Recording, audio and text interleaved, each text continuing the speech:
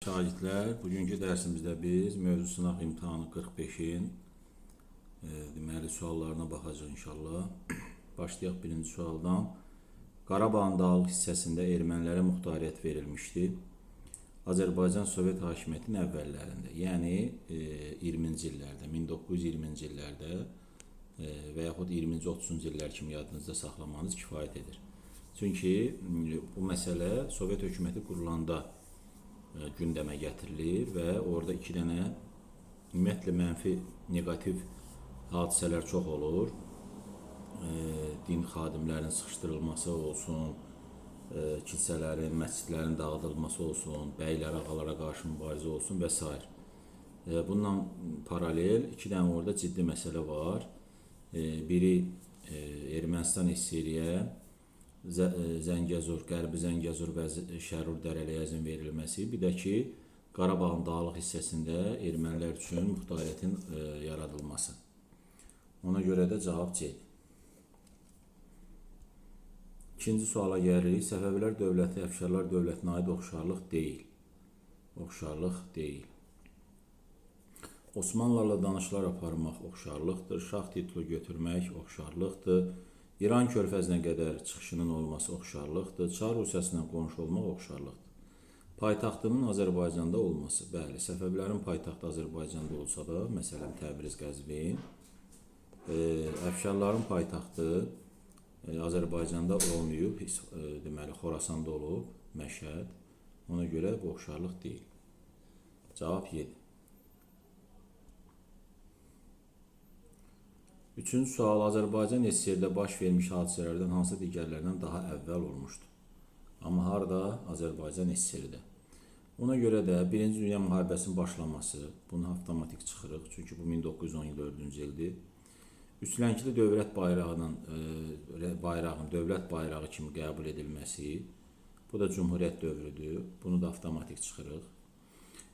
Qobustan, deməli, burada 3 hadisə qalır. Azərbaycan SSR-nin tərkibinə daxil edilməsi, SSR-nin özü, bilirsiniz ki, 1922-ci ildə yaradılıb. Deməli, Azərbaycan SSR-nin tərkibinə 22-ci ildən sonra qoşulub. Gəncə üsyanı bilirsiniz ki, 1920-ci ilin mayında olub. Qobustanda tədqiqat işləri isə 1930-cu illərdir. Ona görə də biz burada hansı hadisəni daha əvvəl götürəcəyik Azərbaycan SSR-ə aid? Təbii ki, D-ni. Dördüncü suala gəlirik. 15-ci əsrin sonlarında baş vermişdi. Ərdəbil hakimliyin yaranması 13-cü əsrdir, olmaz. Bayandurlu dövlətin süqutu uğraması 16-cı əsrin əvvəlləridir, olmaz. Şeyx Heydərin Ağqoyunlu və Şirvanşahların birləşmiş qüvvələrinə qarşı mübarizə aparması. Bəli, cavab budur, 15-ci əsrin sonunda. Azərbaycanın bütün torpaqları Bayandurlunun tərkibinə daxil edilməyib, cümlə yanlışdır. Şirvanşah Şeyx İbrahimin Qaraqoyunlara məğlub olması, bu da əvvəlki dərslərimizdə də qeyd etdiyimiz kimi Qara Yusif dövləti yaradandan sonra, yəni 1410-cu ildən 20-ci il arasında olub bu döyüş. Bu da 15-ci əsrin əvvəlləri eləyir, ona görə bu da olmaz. Davam edirik 5-ci sual. Tunc dövründə əkin sahələri çoxalır, artır, azala bilməz.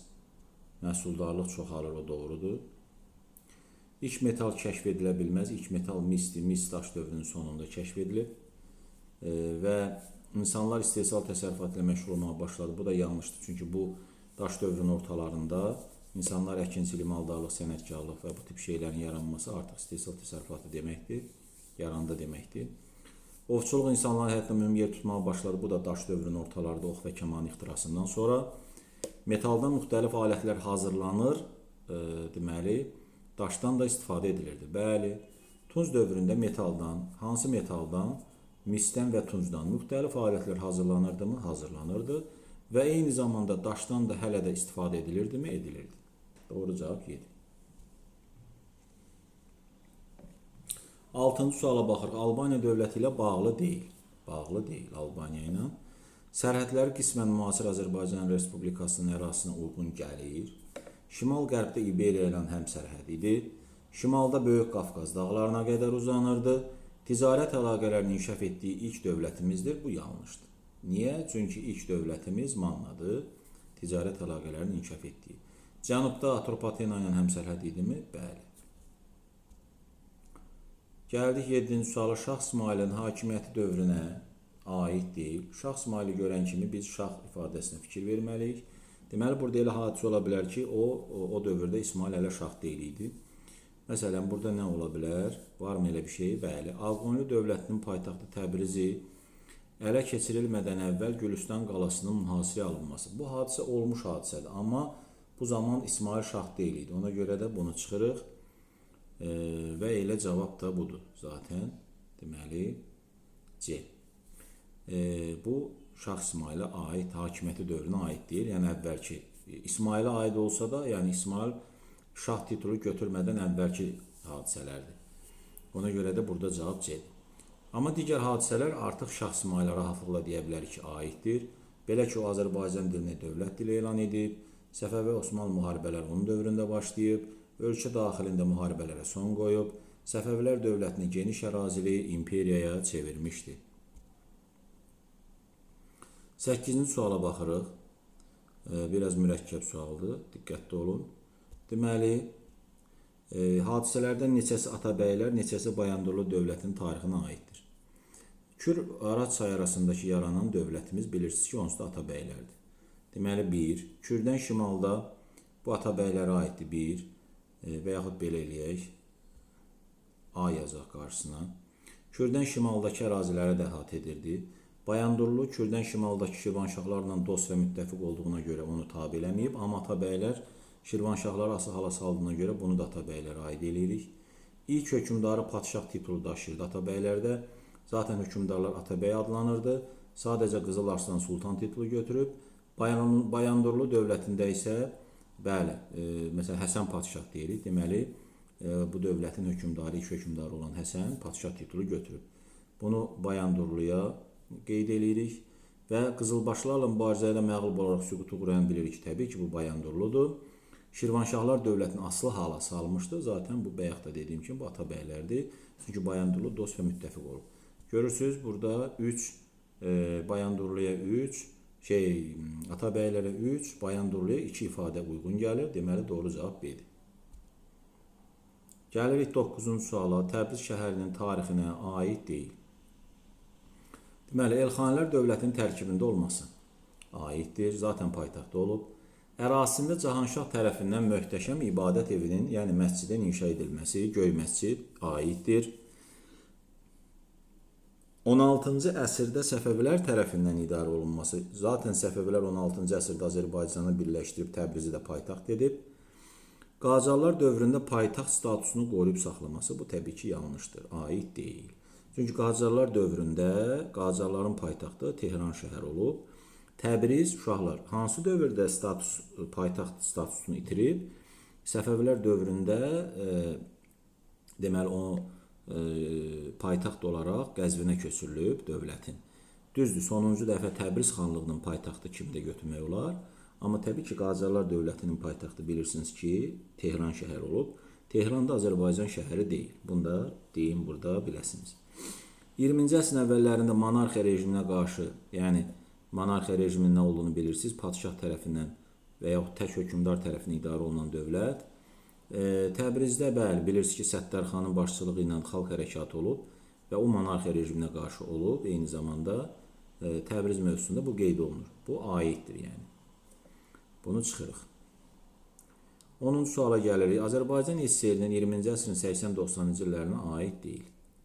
Deməli, Ermənistan SSR-də yaşayan soydaşlarımızın ata-baba yurdlarına deportasiya edilməsi. Bu aiddir. 88-91-ci ildə bilirsiniz ki, edilib. Bir də 48-53 var, 2 dəfə olub. Xocalı soyqırımının baş verməsi 1992-ci ildir və Azərbaycan SSR-nin tarixinə aid deyil, bəli. 90-cı illər olsa da, amma Azərbaycan Respublikasına aid hadisədir. Ona görə də cavab burada B-dir. Amma digər cavablar yenə 80-90-cı illərdə Azərbaycan SSR-ə aiddir. Heydər Əliyev də rəhbərlik edib 82-yə qədər. Azad uğruna xalq hərəkatı güclənib 88-dən başlayaraq zaten 90-cı il 20 yanvar güclənməsi deməkdir. 20 yanvardan sonra və elə ondan əvvəl də olar. Bakıda Sovet ordusu tərəfindən kütləvi qırğın 20 yanvar 90-cı illər Azərbaycan SSR-ə aiddir. 11-ci suala gəlirik. Doğru olmayan bəndi müəyyən edin. doğru olmayan bəndi müəyyən edin. Deməli, aprel döyüşlərində Murad Mirzəyev, Samit İmanov, Şükür Həmidov kimi qəhrəmanlarımız Azərbaycanın milli qəhrəman adı ilə təltif ediliblər. Bəli, bu doğru ifadədir. 2016-cı ilin aprel zəfəri bütün işğal edilmiş torpaqların azad edilməsinin başlanğıcı hesab edilirmi? Bəli, elə mövzunun adı zaten belədir. 2020-ci ildə baş vermiş hərbi əməliyyatlar zamanı Lələtəpə yüksəkliyi düşmən işğalından azad edilibmi? Xeyr, bu 2016-cı ilə aiddir. Ona görə də bu doğru ifadə deyil. Vətən müharibəsində Talış kəndi su qovuşan azad edilibmi? Bəli. Və Vətən müharibəsi 20-ci il sentyabrın 27-sində Ali Baş Komandan İlham Əliyevin rəhbərliyi altında başladı. Bəli, bu da doğru cümlədir. 12-ci suala baxırıq. Üçlü Venn diaqramıdır. Deməli, Hülakü xan, Qara Yusif və Şah İsmail. Rəsədxana tikintisi üçün xəzinəyə vəsait ayırması. Yəni, biz bilirik ki, bu xəzinəyə rəsədxana inşasının təşəbbüs göstərən Hülakü xandır. Bunu yazırıq 1-ə. Təbriz kitabxanasını zənginləşdirmişdir. Bu Şah İsmailə aiddir. Quran-ı Kərimi türk dilinə tərcümə etdirən Qara Yusifdir. Burada səhv istiqamət qoydum. Bir dəqiqə. Deməli, 3-cüdür Şah İsmail. Bu bura gedir. C gedir 2-yə. Yüksəliş dövründə, yəni intibah dövründə hakimiyyətdə olub heç biri. Çünki 12-ci əsrdə 12-ci əsr daxildir intibah dövrünə. Artıq 13-dən intibah dövrü sayılmır. Hülakü xan 13, Qara Yusif 15, Şah İsmail 16-cı əsr olduğunu üçün bu hökümdarlardan heç biri intibah dövründə hakimiyyətdə ola bilməz. Elmin və mədəniyyətin inkişafına qayğı göstərmək də təbii ki, üçünün oxşarlığıdır. O zaman nə olur? 1A olur, 2C olur, 1A, 2C, 3B və 4Y. D cavabı doğru cavabdır. Gəlirik 13-cü suala, xanlıqlara aid xəritə sualıdır. Dəmir Bulaq məhəlləsi İrəvanda olduğunu həmən başa düşürük. Osmanlı ilə həmsərhəd olmuşdu, yəni İrəvan xanlığına aid bir ifadədir. Deməli, bizdən nə istəyir? Aid olduğu xanlıq. Deməli, bu iki ifadə İrəvan xanlığına aiddir. İrəvan xanlığı 3-də yerləşir. Uşaqlar, ona görə cavab C-dir. Yenə xatırlamaq üçün 1 Gəncədir, 5 Qarabağ xanlığıdır, 4 Naxçıvan xanlığıdır, 2 Lənkəran xanlığıdır. 3 də oldu İrəvan xanlığı. Davam edirik, 14-cü suala gəlirik. Nadir Şaha aid deyil. Deməli, Nadir xan və Nadir Şah ifadəsini mütləq diqqət eləməliyik və Nadir Şahın elədiyi və eləmək istədiklərini də diqqətli olmalıyıq. Bəzi vəzifələri ləğv edib, Azərbaycan əyaləti yaradıb, Xəzər dənizində hərbi donanma yaratmağa çalışıb, Rus və Osmanlı ordularını işğal etdikləri Azərbaycan torpaqlarından çıxaran isə Nadir Şah yox, Nadir xandır. Bu artıq Nadir xan olduğuna görə Səfəvilər dövlət tarixinə aiddir. Ona görə də aid deyil Nadir Şaha. Hindistana da hərbi yürüş edib.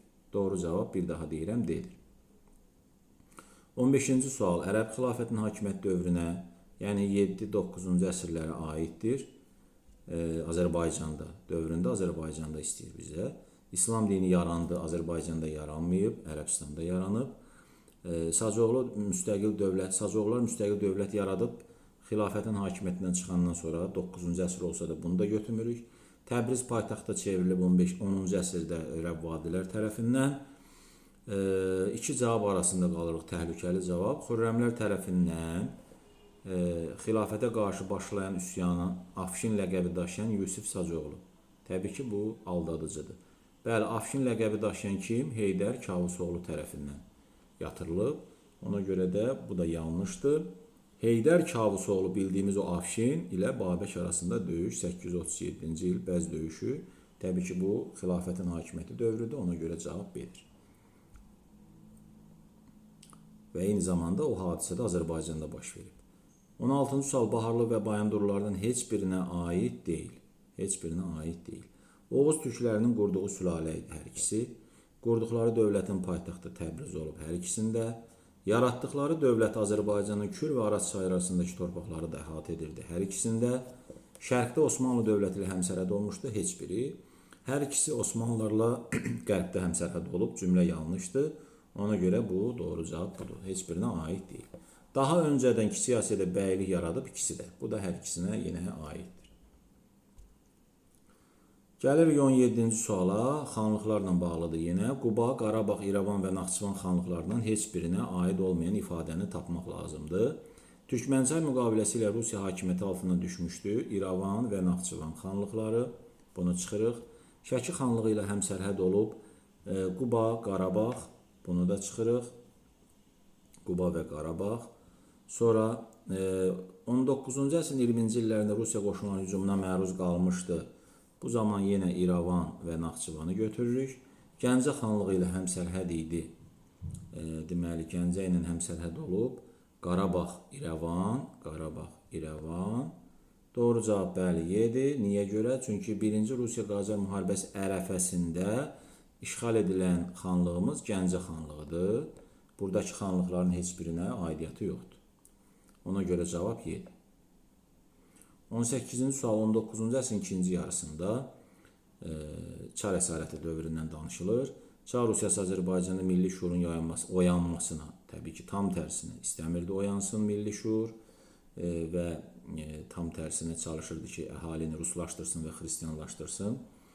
Ziyalılar vətənimizin inkişafının əsas yolunu xalqın savadlanmasını gördülər. Bəli, maarifçiliyin inkişaf etməsi, biz bunu bilməliyik. Digər ifadələr, bəli, artıq yenə yanlışdır. Çünki Çar Rusiyası xalqımızın milli mənəvi dəyərlərinə hörmətlə yanaşmırdı. Bu da getdi. Azərbaycanda insanların savadlanması üçün əlverişli şərait yaradılmırdı. Bu da yanlış cümlə. Ölkədə ali təhsil 19-cu əsrdə yoxdur. Bilirsiniz ki, ilk ali təhsilimiz Bakı dövlətdir. O da Çar əsarət dövrü deyil, Cumhuriyyət dövrüdür. Ona görə bu da yanlış cümlədir. Gəlir 19-a, 20-ci əsrin 20-30-cu illəri Azərbaycan Sovet Respublikası tarixinə aiddir. Yəni, bayaq da dediyimiz kimi Azərbaycan SSR-nin ilk dövrləri. İlk operamız səhnələşdirilib Çar əsarəti dövründə 1908, olmaz. Məscidlər və kilsələr dağıdılırdı, bəli, doğru cavab budur.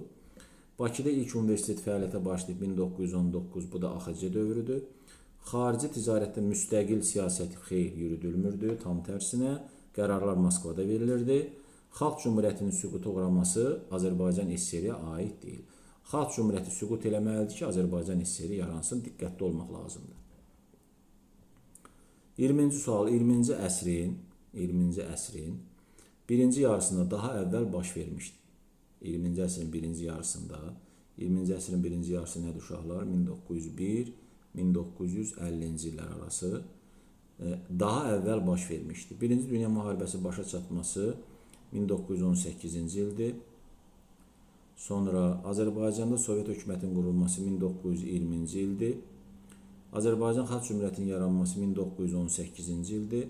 Müsavat Təşkilatının yaranması Cumhuriyyətdən əvvəldir. Azərbaycan Türk dili dövlət dili elan edilməsi də bu da Cumhuriyyət dövrüdür. Yəni 18 kimi düşünsək, deməli burada nəyə götürməliyik? Müsavat Təşkilatının yaranması. Çünki Cumhuriyyət yaranmadan əvvəl artıq bu təşkilat Çar əsarəti dövründə fəaliyyət göstərirdi. 21-ci sual. Azərbaycan Respublikası 20-ci əsrin 90-cı illərində Heydər Əliyevin Sovet Azərbaycanı rəhbərliyə gəlməsi. Xeyr, bu 69-cu ildir. Neft ixracı ilə bağlı məsələlərdə İlham Əliyevin fəal iştirak etməsi. Bəli, bilirsiniz ki, 90-cı illərdə İlham Əliyev Azərbaycan Dövlət Neft Şirkətinin, yəni SOCAR-ın vitse-prezidenti olub və bu sahədə Prezident Heydər Əliyevə dəstək olub, yardım edib, belə deyək, neft siyasətinin qurulmasında. Digər ifadələr artıq yanlışdır. Məsələn, Dünya Azərbaycanlıların birinci qurultayı 2001-ci ildir. Ona görə də bu 90-cı illər deyil, 21-ci əsrdir. Daha doğrusu 20-ci əsr deyil, 21-ci əsrdir. İkinci Qarabağ müharibəsi 21-ci əsrdir. Mehriban Əliyevanın vitse-prezident olması da 21-ci əsrdir. Bunlar ona görə də təbii ki, çıxırıq. Gəlirik açıq suallarımıza. Azərbaycan 2-ci Dünya müharibəsi illəri tarixinə aid deyil. Deməli, 416-cı diviziya Berlinə daxil olması aiddir. Çünki bu diviziya Azərbaycanlardan ibarətdir. 700 minə yaxın Azərbaycanlı ön cəbhədə vuruşması aiddir. Və Həzəslanovda 2 dəfə Sovet İttifaqı qəhrəmanı adına layiq görülüb. Bunu da dəfələrlə izah elədim. Düzdür, bu hissənin başqa bir tərəfi var ki, ikinci dəfəni çox adam bilir, düzgün bilir ki, bu ikinci dəfəni təqdimatını alıb 91-də, müharibədən xeyli sonra. Amma təltif olunma, layiq görülmə başqa şeydir, təqdim edilmə başqa şeydir. Yəni layiq olunması, təltif olunması, yəni o ada layiq görülməsi müharibə illərində olub. Yəni qəti burada narahat olmaya bilərsiniz. Amma sadəcə köhnə kitabda biraz köhnə kitaba meyilli sual olduğuna görə bu sualı o qədər də takılmamaq lazımdır. Yəni ki, problem yoxdur. Yəni bu 3-ü seçəndə, seçməyəndə o qədər də itirdiyi bir şey yoxdur. Əsas odur ki, burada aid olmayanlar 4 ilə 5-dir. Bunu bilməmiz böyük şeydir. Niyə? Çünki burada Çar Rusiyası deyir. 2-ci Dünya müharibəsindəki Çar Rusiyasının nə işi var? Gəray Əsədov da ilk Sovet İttifaqı qəhrəmanı deyil. Bilirsiniz ki, bu kimdir? İsrafil Məmmədovdur. Azərbaycanlı olaraq ilk Sovet İttifaqı qəhrəmanı adını alan Azərbaycanlı. 4-5. 23-ə gəlirik, açıq sualdır bu da. Xronoloji ardıcılı müəyyən etmək lazımdır. Ağdamın işğaldan azad edilməsi Vətən müharibəsi bitəndən sonradır. Yəni, belə deyək, 10 noyabrdan sonradır. Lələtəpə yüksəkliyi 2020-ci il amma. Lələtəpə yüksəkliyi 2016-cı ildir. Qubatlının işğalı 2020-ci il müharibə illərindədir. Yəni, sentyabrla noyabrın arasında. Şuşanın işğalı sonuncu zaten işğaldan azad olunan müharibə dövründə böyük şəhərimizdir. Bu da 8 noyabr dəqiq bilirik. Deməli, burada 2 ilə başlamalıyıq, Lələtəpə ilə. Sonra Qubatlını işğaldan azad eləməliyik. Sonra Şuşanı işğaldan azad eləməliyik. Vətən müharibəsini bəyanatla yekunlaşdırıb və gülləsiz bir güllə atılmadan geri qaytarılan 3 şəhərdən biri olan Ağdamı geri qaytarmalıyıq. 2, 3, 4, 1. Gəldik, deməli, 23-24-cü suala. Burada 11 kimi görsənir. Səhv gedib, problem yoxdur. Bu 24-cü sualdır. Deməli, 24-cü sualda nə deyir? Üzeyir Hacıbəyli ilə bağlı sualdır. Üzeyir Hacıbəylinin Azərbaycan Xalq Cümhuriyyəti dövründəki fəaliyyətlərinə aiddir. Deməli, yadınızda qalsın uşaqlar. Üzeyir Hacıbəyli artıq Çar əsarət dövründə Qori müəllimlər seminariyasında oxuyub və ölənə qədər də müəllimlik fəaliyyətinə məşğul olub. Deməli, aradakı Cümhuriyyət dövründə o müəllim olaraq fəaliyyət göstərib. Bu bir. Sonra qəzetlərdə məqalə yazmaq, o da Çar əsarəti dövründən başlayaraq qəzetlərdə məqalə yazıb. Zaten mövzumuzun içində də yazır ki, Cümhuriyyət dövründə qəzetlərdə məqalə yazırdı. Mütləq. Bunu da götürürük. Azərbaycan marşının musiqisinin bəstələnməsi zaten bilirsiniz ki, 1919-cu ildə bu olmuş bir hadisədir. Kitabımızda da var. Ona görə də 1, 2, 3 doğru cavabdır. Koroğlu operasını Sovet dövründə yazıb, Milli operanı isə Çar əsarət dövründə yaranması da, yəni ilk operamız. Və nəhayət 25-ci seçim sualı, uyğunluq sualı. Uyğunluğu müəyyən edin, Azərbaycan Respublikası mütləq nəzərə alınmalıdır. 20-ci əsr və 21-ci əsr.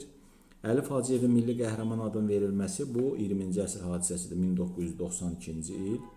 1992-ci il Xocalı soyqırımından sonra əsrin müqaviləsi imzalanması ilə neft sənayesinin əsasının qoyulması. Bu ifadə yanlışdır. Ona görə də ümumiyyətlə bu cümləni götürmək olmaz.